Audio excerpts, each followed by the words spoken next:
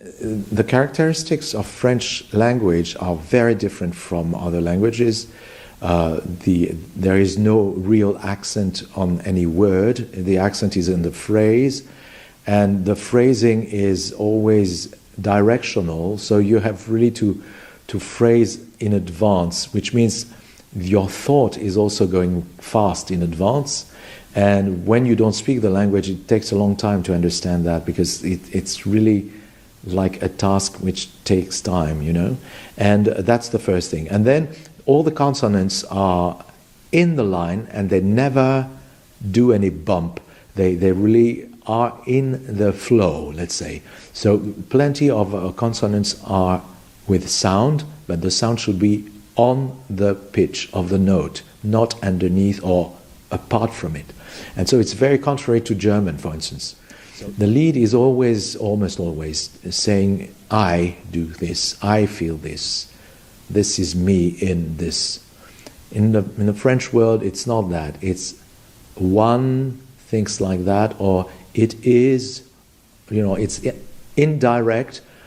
I suppose, I don't know, but I suppose to make it more universal and not too personal. And so that means that the interpretation should not be psychological or dramatic, but should be more about feelings, perception of feeling, and trying to define what you are experimenting. So that's really difficult. A lot of people are either too engaged in their singing, or because they know that it's not direct, they're taking out all the physical elements, and that's not working. The physical element is there, the body is the same tool, but you have really to think, I'm not talking about myself, and I'm not talking about my own emotion. I'm talking about what a composer has taken from a poet and what it means to him or her, and just try to communicate that to the public, not communicate my feeling about it, you know.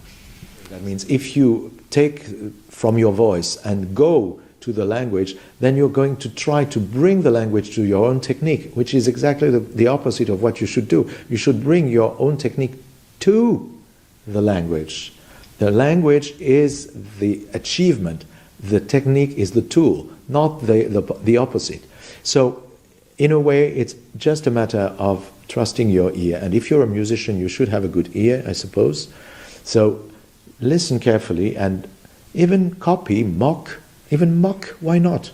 I think, like kids do, you know, kids are talented in languages and perceiving differences easily. We're not children anymore, but we should be with our ears like children.